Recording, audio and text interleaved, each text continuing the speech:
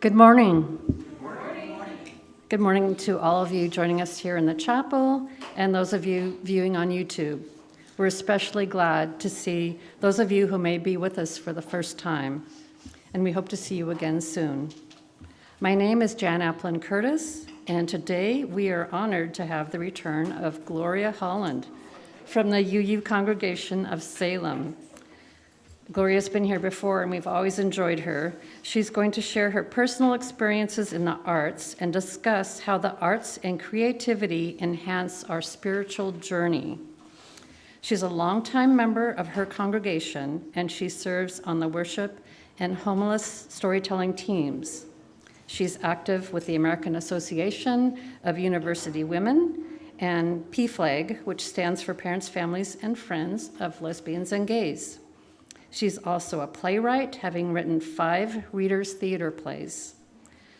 Gloria is a retired teacher, and she enjoys spending time traveling with her husband and her little rescue dog, Dougie. Just a reminder, if you haven't already, to please silence your cell phones. Eastrose Fellowship sits in the occupied territory of the Clackamas Chinook people who were forcibly displaced from this land to the Grand Ronde Reservation in 1855. We acknowledge the sacrifices endured by the ancestors of this land, and our presence here today is only possible because of the injustices committed against them. We recognize the inherent sovereignty of the Chinook Nation and confederated tribes of Grand Ronde, who carry on the traditions, history, and legacy held by their ancestors from time immemorial to this day. We seek meaningful relationships with these communities that foster repair. And now it's time to greet our neighbors for a moment. We will start by standing up and waving to the area with the clock in the back of the room where our cameras are, to those of viewing at home. And then you can turn and greet each other in the chapel.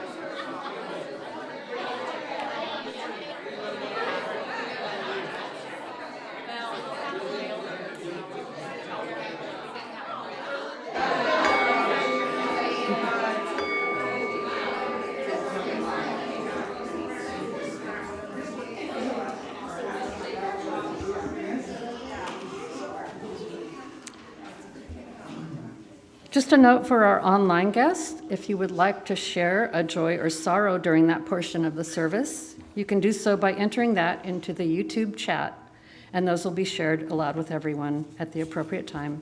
I also encourage you to identify yourself in the chat so we may better acknowledge your presence with us today.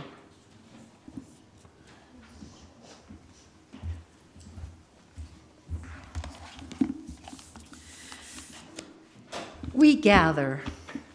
We bring our sorrows, our disappointments, our failures. We gather for healing, for laughter, to rejoice. We gather to find new ways of loving, new ways of thinking, new ways of being. We gather, yes, we gather, for it is in the gathering that we find our hope.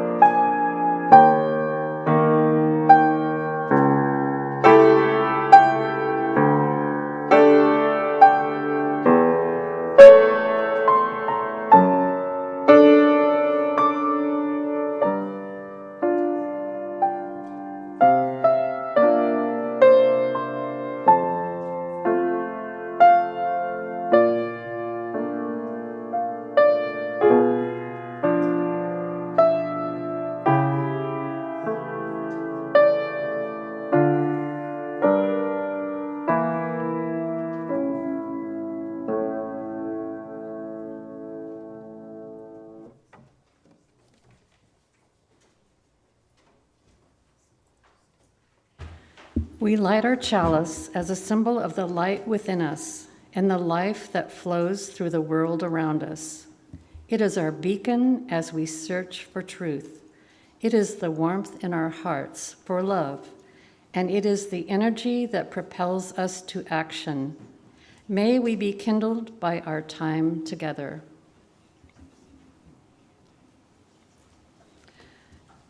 Our opening words are by George Bernard Shaw. You use a glass mirror to see your face. You use works of art to see your soul. Now please rise as you're willing and able in body or spirit, and we will sing number 38 in the gray hymnal, Morning Has Broken. The words will also be on the screen.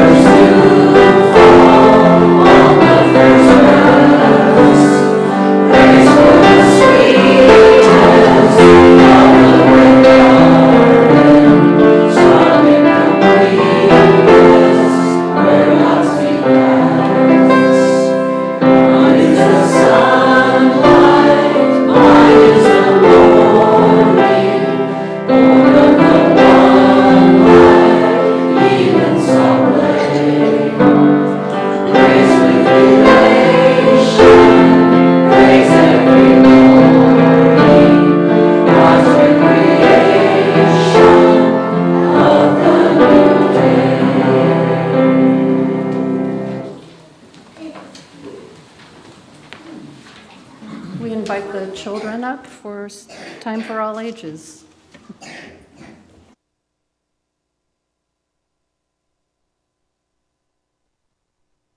Yes, kids and kids of all ages are welcome to come to the front right now. Good morning. We have a lot of new children's faces with us today. Welcome.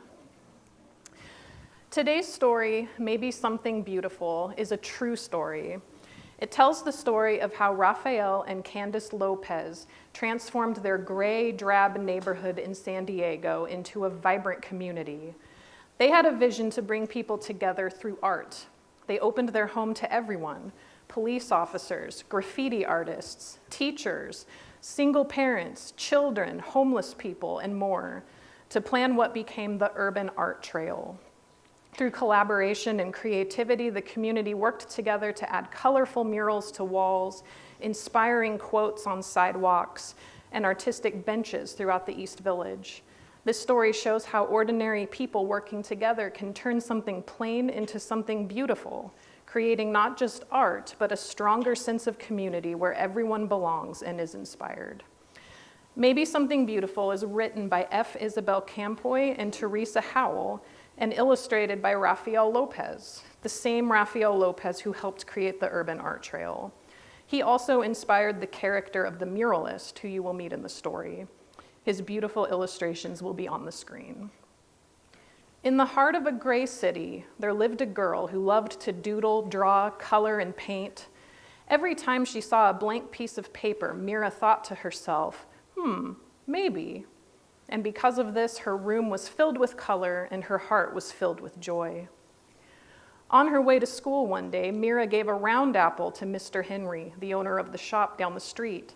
She gave a flower to Ms. Lopez, the lady with the sparkling eyes.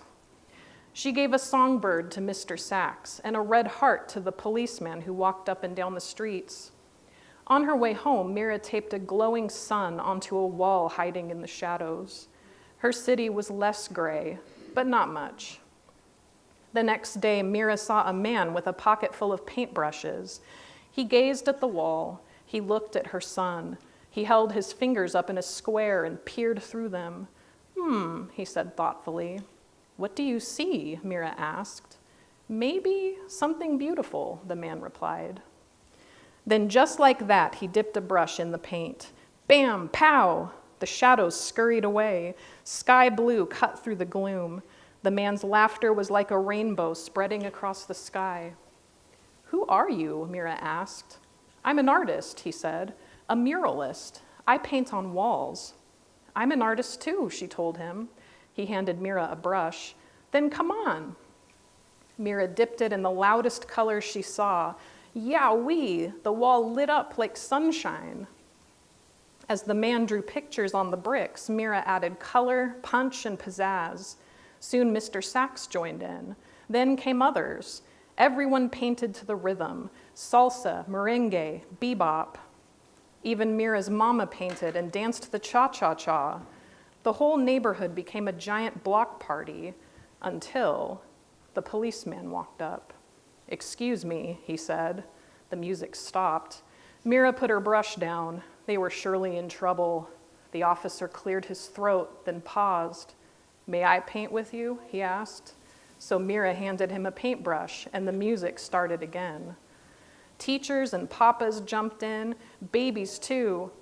Mira and the man handed out brush after brush. Color spread throughout the streets. So did joy. Wherever Mira and the man went, art followed like the string of a kite. After they colored the walls, they painted utility boxes and benches. They decorated sidewalks with poetry and shine, and everyone danced. Together, they created something more beautiful than they had ever imagined. When their clothes were splattered with about 1 million colors, everyone sat down to rest, except the muralist. His eyes sparkled. You, my friends, are all artists, he told them. The world is your canvas. He smiled wide, then pulled everything together in big sweeping motions. His paintbrush was like a magic wand. When he was finished, Mira added one more bird way up in the sky. Maybe, she thought, just maybe. And this last slide here shows real people painting murals on what is now the Urban Art Trail. Neighborhoods as far away as Canada and Australia have followed a similar model for community art, transforming the hearts and minds of their residents. And with that, we'll say goodbye to the adults and head back to our RE classroom.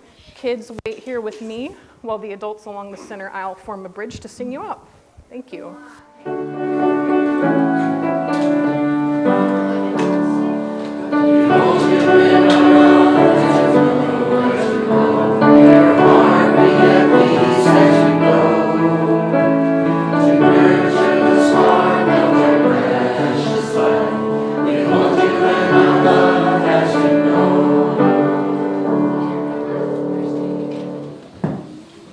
Drop your shoulders and take a very big exhale.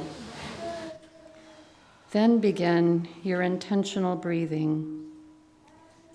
4 beats in slowly through your nose, 5 or 6 beats out through your mouth in a steady rhythm, creating peace and spaciousness as you move from the crown of your head to the soles of your feet grounded in the earth. We will now breathe silently together for 1 minute.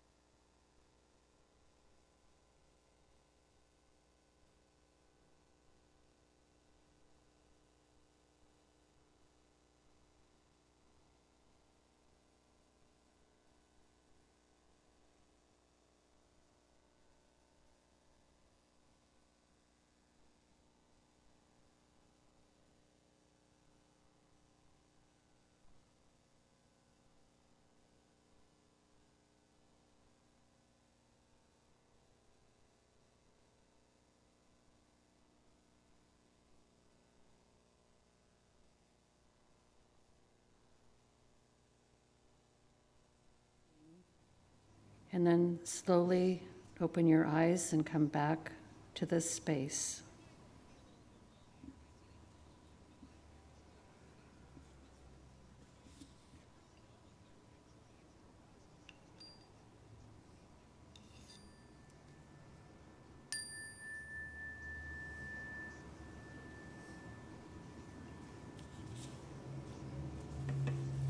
We will now remain seated and sing our quiet song, Let All the Beauty We Have Known, number 326, and the words will be on the screen.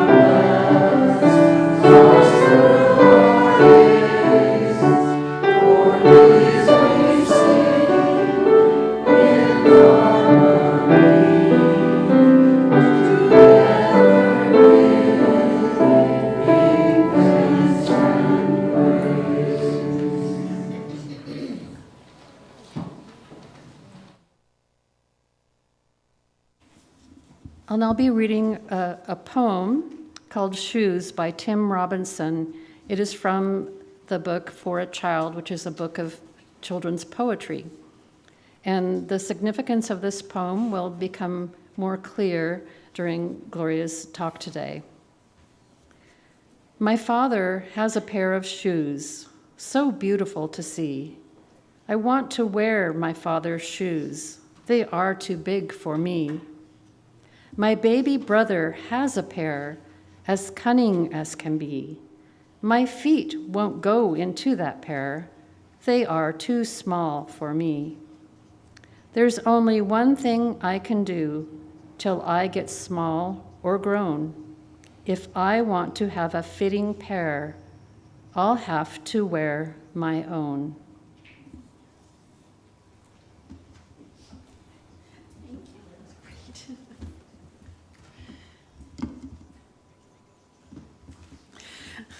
Good morning. Thank you so much for inviting me back. I love coming here. You're so welcoming, and you're just a wonderful congregation. The first time I appeared on stage, I was about 6 years old. That I should ever have known what a stage performance was or how to go about it is a puzzle to me now, but somehow I figured it out, and I figured out what to do and how to do it. My family were not theater goers. In my entire childhood, I remember going to maybe 3 movies. And I didn't go to any live plays at all until I was 13 or 14 years old. We didn't get television in our home until I was 10.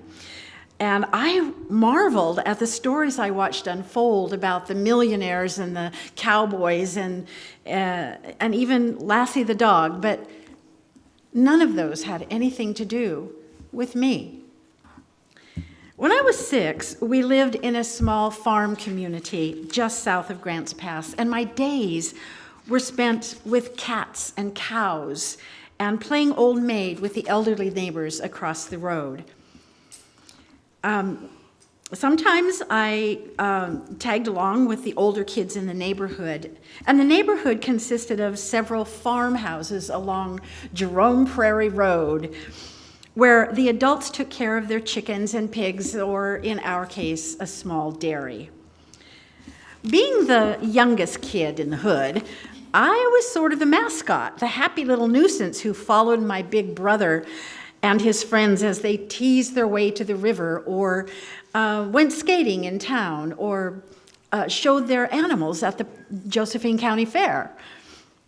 The adults in Jerome Prairie were hard-working farmers. There wasn't much time or money for frivolous things like dinner parties, or trips to town, or girlfriend lunches, or anything just for fun. The one event, though, that both my neighbors seemed to look forward to was the annual Grange dance and potluck. Across the highway from our school sat a Grange hall. From my 6 or 7-year-old perspective, probably seemed enormous, but it probably wasn't, but there was a large dance hall meeting room with benches and chairs all around the sides.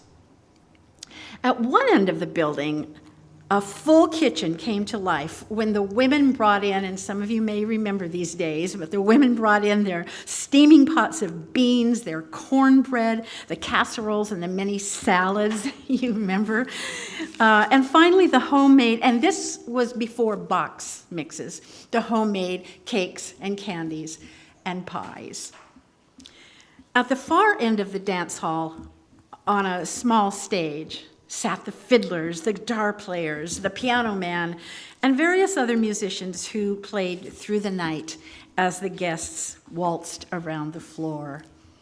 Husbands had washed and shaved and even maybe applied a touch of Old Spice, then slicked their hair back with a dab of Brill cream. Remember that ad? A little dabble do you? Right, exactly. Yep. Women exchanged their barnyard boots for black pumps, left their aprons in the kitchen, smoothed down their prettiest dresses, and checked to see if their earrings were secure. This was before the type of earrings that we have now, and joined the menfolk on the dance floor. It was very likely the most romantic evening of the year for most of these men and their wives. It was on one of these extraordinary nights that I made my theatrical debut. It had been decided by the potluck dance committee that a part of the evening would be dedicated to a talent show.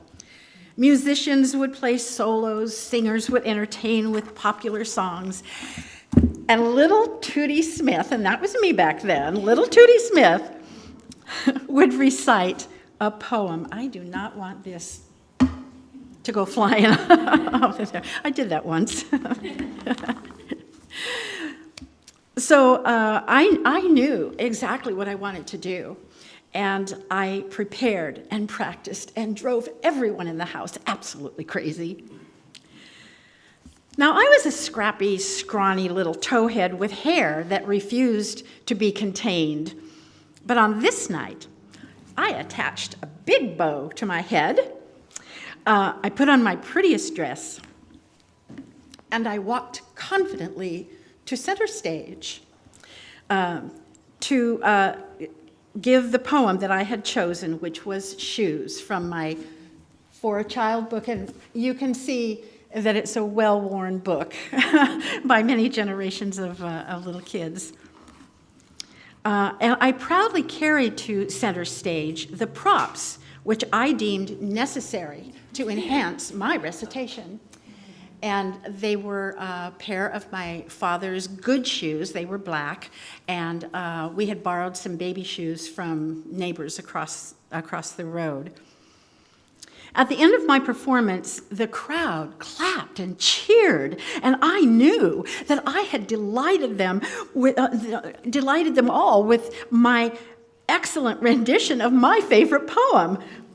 What a thrill! I was a star. In the years to come, there was little opportunity for me to take the stage again. But at a talent show in Falls City, that's where I was going to school, when I was in the 8th grade, I sang a song called The Little Blue Man. And some of you who are about my age might remember that very weird little song. But it was a good choice. I know. It was a good choice because I wasn't much of a singer, but I was cute, and I was prepared, so it was a hit. Then in the 9th grade at Dallas Junior High, I tried out for a play called Getting Gracie Graduated. And I was stunned. I'm telling you, I was stunned to learn that I had been awarded the lead role of Gracie. Who knew? Later in high school, I learned that one of the new teachers, Mr. Holt, he announced that he would hold something called auditions, a new term to me at that time. After school that day, I always get choked up, but I walked into Mr. Holt's room and I simply said, I want to be in plays. Well, since that time, some 60-odd years ago, I have been in some very good plays. At the University of Oregon and at Salem's Pentacle Theater, which is an excellent community theater. And while I was teaching, I performed in a few plays at McKay High School. It wasn't the career I dreamed of, but it's been fun. A while back, along with theater, I also became involved in writing, an avocation that seems to continue to call me. And at one point, I began to ask the question, why? Why do I continue to be drawn to the computer to sit down and write stuff? I mean, I'm retired. I could be playing golf or volunteering, or actually I do have lunch with my girlfriends quite a bit, but I could be doing other things. Once when I was teaching, I was in a conversation with a colleague who was describing me as energetic, enthusiastic, and creative. I carried that description home with me. I wasn't surprised by the energetic and enthusiastic part. That seems pretty obvious to me, and probably to you too, but I hadn't really thought of myself as being particularly creative. The creative people were the artists, the musicians, the dancers, and I was none of these. But in retrospect, I will admit today that I was a pretty creative teacher. But the question still remains, why? Why do little children clamor for pens and drawing paper and watercolors? Why do people sing in a choir? Why do people make quilts or knit whatever it is you're knitting there? There's always somebody knitting. Why does a 10-year-old pick up a saxophone? A baritone saxophone, to be precise. Why? Well, I imagine that all of us in one way or another create. We bake, we arrange flowers, we garden, we decorate, we knit. In ancient times before humans acquired a formal verbal language, people became creative out of necessity. Basic needs required the creation of tools for building and herbal mixtures for healing. Creativity was essential to survival, to growth, and to understanding our external world. Through creativity, we learned how to problem solve and eventually to communicate formally. Humans realized that they could teach others how to build better shelters, how to create better tools, how to create and contain fire, how to use available materials to heal the sick and injured. Getting our basic needs met in prehistoric times was the result of creative problem solving, of trial and error. When humans felt that they were fairly able to meet their basic needs, food, water, shelter, safety, and so on, they were able to focus on the psychological needs we all possess.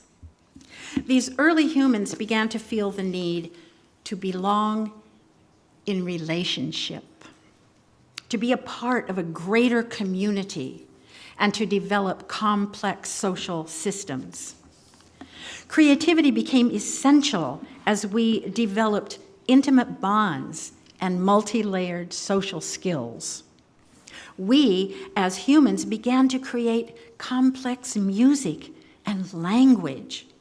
With language, we can move on from simplistic wall drawings using primitive art to tell our stories, to oral histories and dance and written mythology, to poetry, theater, and complex art.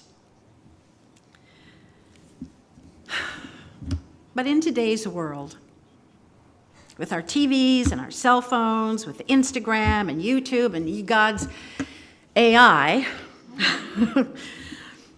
one might think that there's just no reason to create anything. I mean, really, it's all done for us. Why bother? Really? Well, you know, even if you take a bunch of ingredients and dump them into a bowl, stir it around a bit, and put that batter into cupcake pans, you have created something. And very likely you've gained some benefits from that exercise, and you didn't even know it. The psychologist Rollo May describes creativity as the process of bringing something new into being. Most of us would think that might be a story, or a play, a dance, a musical composition, or a work of art, or a homily. But it might just be a cupcake. Engaging in the creative act of bringing something new into being affords us several benefits that many of us might just take for granted.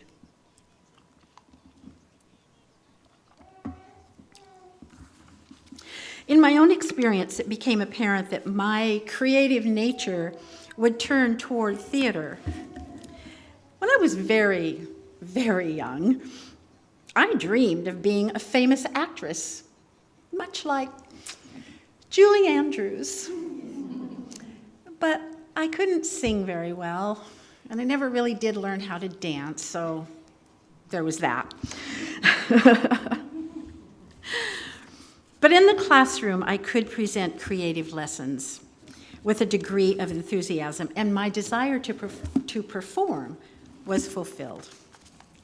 And I did get on the stage a few times, and I've always loved attending live theatrical productions. I love sharing the space and the experience with other audience members, as well as with the actors. I never feel alone when I'm part of an audience. I like to learn things from the stories I see unfold in front of me. And sometimes a theatrical play will evoke strong emotions and empathy. Live theater has provided me and my family with some pretty exceptional experiences. Once, many years ago, my former drama teacher, the very Mr. Holt that I mentioned earlier in my talk, directed The Wizard of Oz at Oregon City High School. My daughter was about 8 at the time, and it was a thrill for both of us to attend this very colorful, very excellent production. In one scene, we looked up and we realized that a veritable herd of flying monkeys was screaming across the auditorium, nearly scraping our heads as they went by. And my daughter, who had been enthralled with the entire production, suddenly dived headfirst under the seat in front of her. She was so scared. I had to beg her to come out and tell her it was going to be okay. Theater often asks us as an audience to suspend our disbelief, to ask our brains to take a vacation, and to let our imaginations just go wild. Theater often also increases empathy in the actors and in the audience. About a dozen or so years ago, I had the incredible opportunity to be a part of Salem's Pentacle Theater production of a play called The Laramie Project. It was a play about the murder of a young gay man, Matthew Shepard, in Laramie, Wyoming.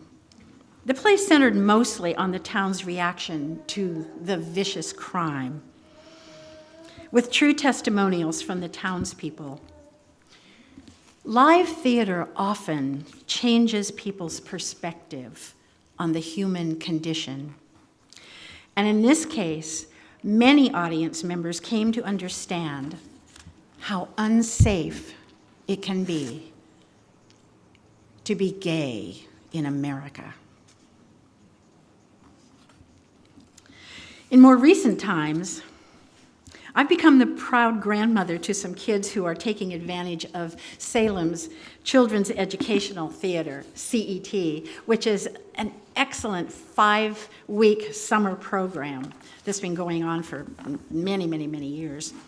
Of course, I'm ecstatic that these kids are interested in theater and music. But beyond my own feelings on this subject, I know that they are being given the tools to think creatively, to explore their own emotions, to expand their imagination, and to develop their own unique voices. These experiences help them to improve their academic performance and communication skills as they gain confidence and become empowered. Engaging in the arts reduces stress and improves our mental health. Theater, music, art, and other creative endeavors teach kids and adults how to set and complete goals, how to work in community with others, and how to strive to find the best in themselves. Of course, many of you here today have not participated in theater and are not musical at all, wouldn't know one end of a paintbrush from another. But I'm quite sure that you have engaged in creativity. Whether it's painting or dancing, writing poetry, designing a garden, creating costumes, or having a baby. I love that sound back there, by the way. We all have felt the need to bring something new into being. Even so, we might still ponder that question. Why do I do this? Well, art in any form, some might say, may provide us with spiritual grounding. I think that taking on a role of a person who is not me at all, forcing me to be entirely present in the moment, was as close to a truly spiritual experience as I will get. Very often we engage in the act, very often as we engage in the act of creating, we focus on the process as much or more than the product. We create a meditative space in which we are held in the present moment. In this space, we are freed to rely on imagination, on feelings, on our own truth in our relationship with the external world.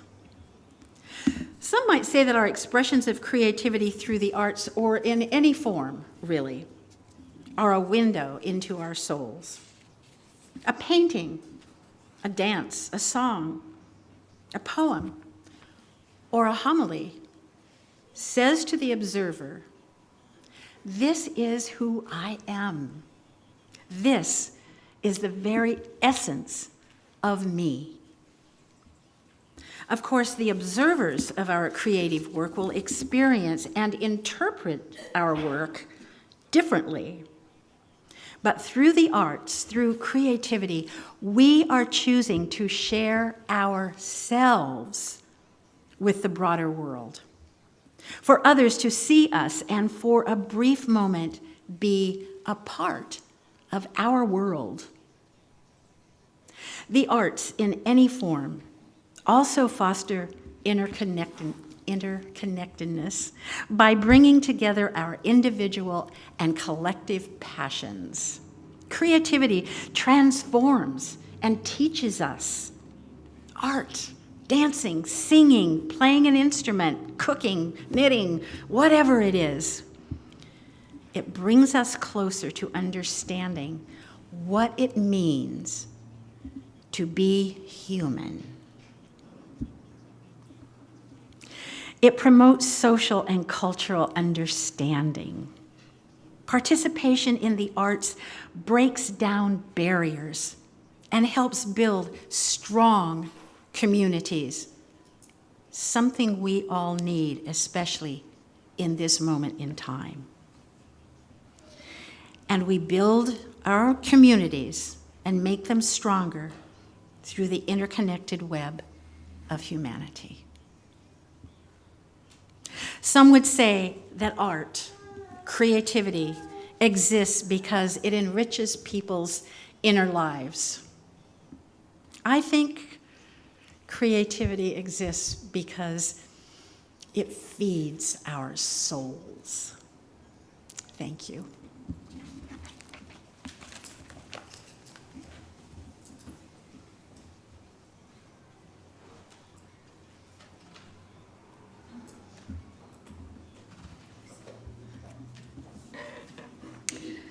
Now please rise as you're willing and able in body or spirit and sing 347 in the gray hymnal, "Gather the Spirit." The words will be on the screen.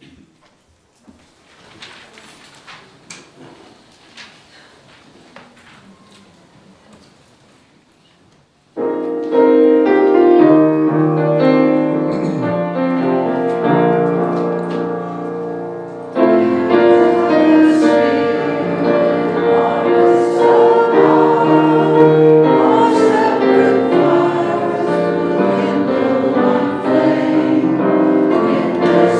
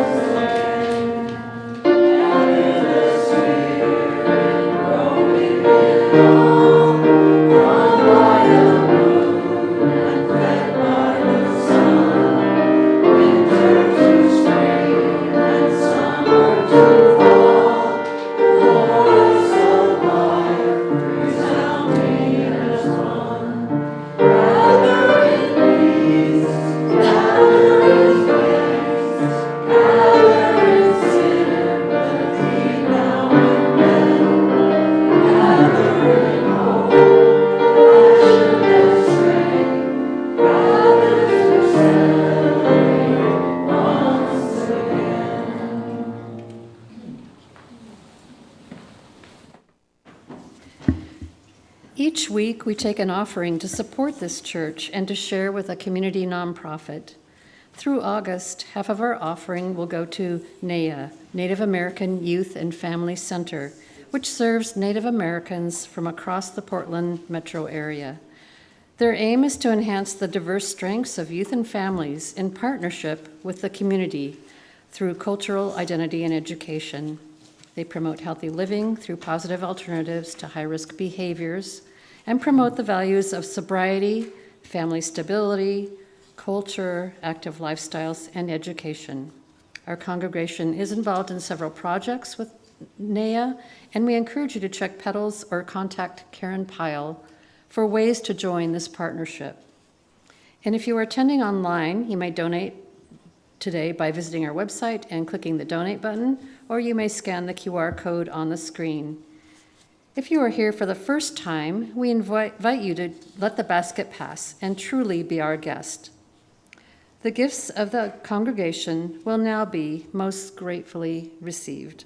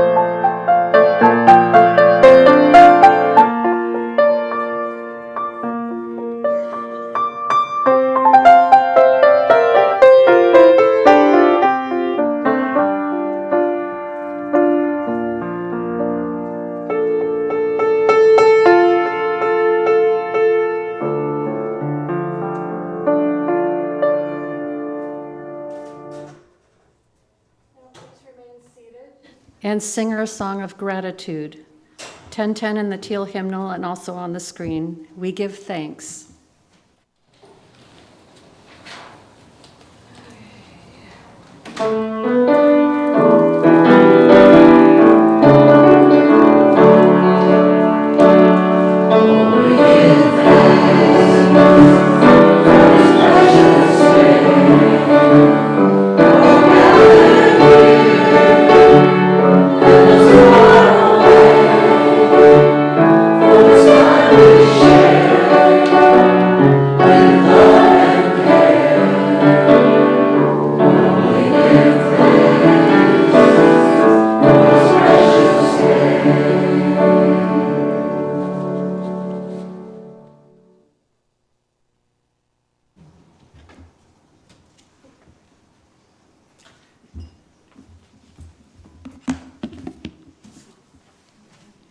We have basked in the warmth and beauty of this flame and this community.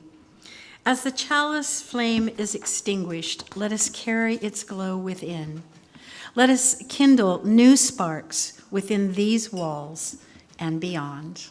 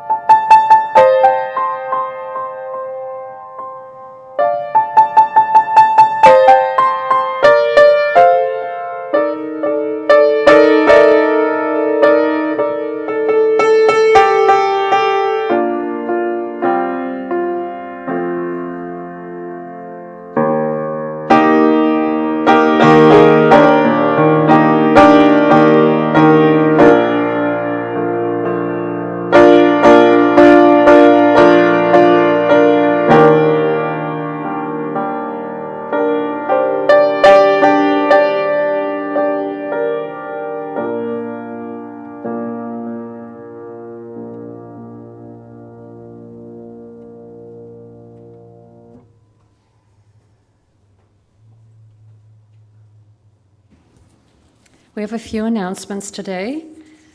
The date for the annual plant swap has been determined. It will be Saturday, April 26th from 10:30 to 12:30.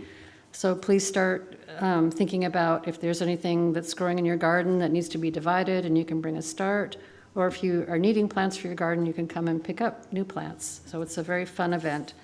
And you can see Keen if you have any questions. There was a money talk scheduled today, but Katie, our board president, is ill today, unfortunately, so that has been canceled. So we'll be next Sunday instead, immediately after the service. And as a reminder, March is the pledge drive month, so if you haven't gotten your pledges in, the goal is to try and have everyone turn theirs in by the end of March. And Anne has an announcement she'd like to give.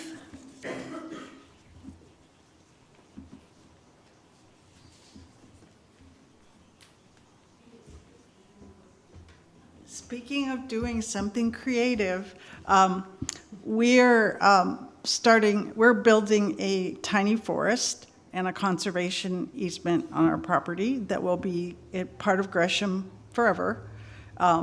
So we're planting little pots of 37 different native species. It's going to be a really cool forest. On next Saturday at noon, you get lunch and snacks. And it shouldn't take, if we have a lot of volunteers, it shouldn't take very long. Even if you can only plant 3 plants, we've got it all organized so you can own a forest. That's actually only the second one in the state. The only other one planted in this method is at Catlin Gable School. And we're hoping to, once we have a demonstration forest, we're hoping that other schools in the district will see, oh, that would be really nice to have on our school grounds, so the kids can sit in nature during recess. So we have ours designed so the upper part, not part of the forest, the kids can sit there and draw a shore pine and see the difference between that and a cedar and all the different, the Northwest is full of great place to reforest the world.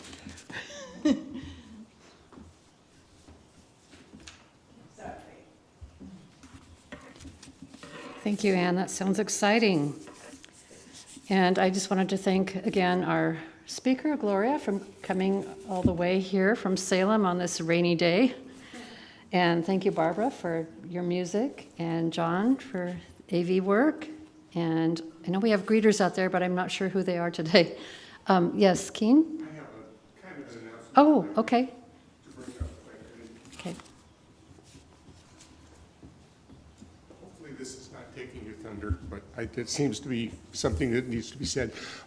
In the back, there are a bunch of boards that have to do with signing up for things that are church functions. Different things that the church is doing, different people that are leading different parts of the volunteer network that make this church function. So look at those boards and decide where and how you want to fit in. If you are new, you can peruse them and either sign now or just think, gee, that's something I'd like to do. That's something I'd like to be invited to. That's something I'd like to know about. So if you can remember that we're still doing those sign-ups right now, and we're still passing those boards around until the end of the month. It's a place to get involved. The more you do, the more you're involved, the more you feel part of and get out of this community. Oh, go ahead, Therese. Thank you, Keen. That was an important reminder. Hi, I'm Therese, and I'm the treasurer on the board at this time. And we were going to do money talks after the service today. We are going to be making up our new budget for the 25-26 fiscal year that starts in July.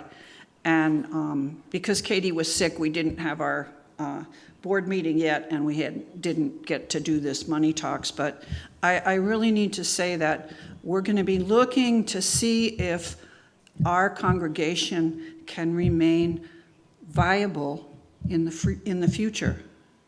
because we have a little chunk set away, and we have been dipping into it and spending down and dipping into it and spending down.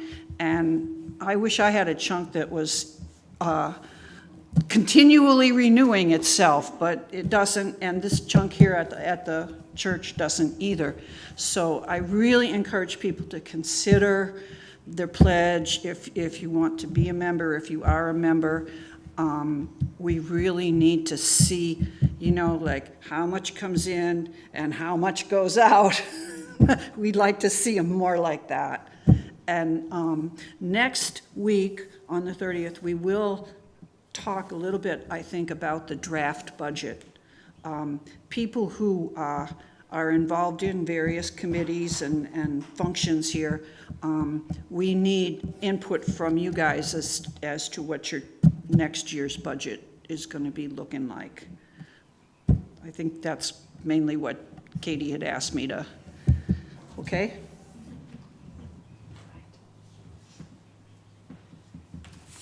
Now we will close with our unison benediction, and the words will be on the screen.